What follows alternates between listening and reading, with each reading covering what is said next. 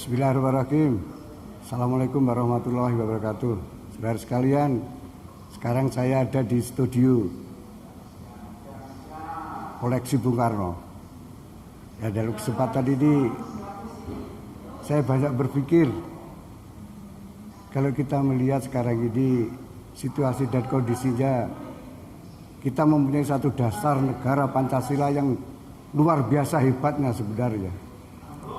Dan jelas Pancasila itu sebagai dasar untuk membangun negeri ini.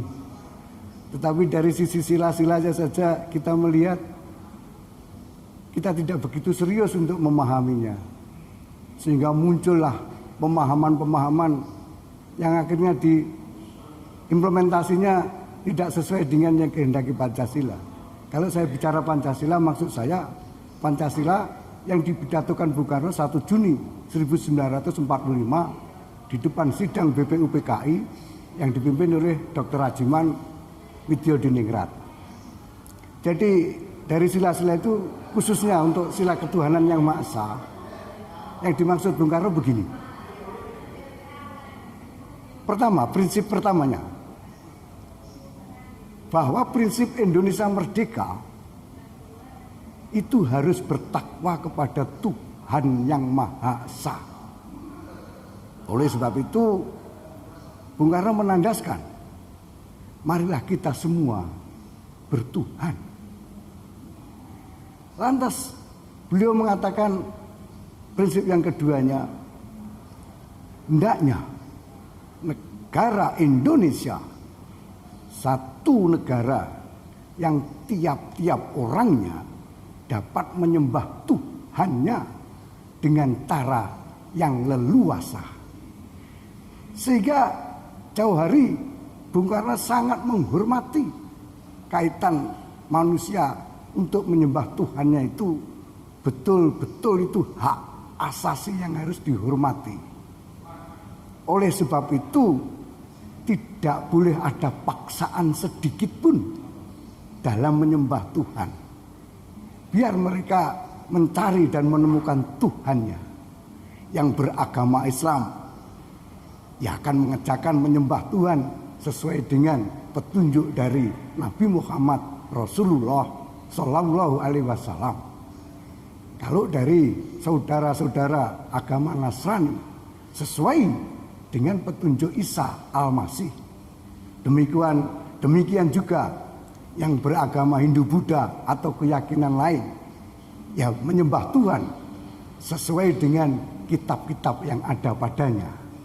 Jadi Pancasila sudah sangat jelas menghormati. Jadi tidak membuat satu cara, misalkan seorang Islam mau mengerjakan sholat subuh harus begini cara, tidak begitu. Sehingga Pancasila dalam hal ini melindungi orang yang melaksanakan menyembah Tuhannya.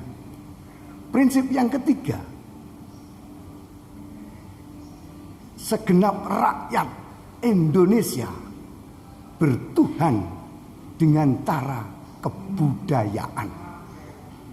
Artinya apa? Maksudnya Bung Karno, yakni tidak ada egoisme agama, tidak ada ejek-mengejek di antara pemeluk agama dan keyakinan. Dan yang paling utama, kata Bung Karno, dalam melaksanakan penyembahan Tuhan sesuai agama dan keyakinannya, harus saling menghormati. Jadi pengertian dengan cara kebudayaan itulah yang dimaksud. Bapak Ibu sekalian yang saya hormati, prinsip yang keempat, Bung Karno mengatakan, dan hendaknya bangsa Indonesia satu bangsa yang bertuhan. Bung Karno menjelaskan di situ, bertuhan. Jadi orang bisa mengadakan aktivitas bertuhan. Itu pertama, dia harus punya Tuhan.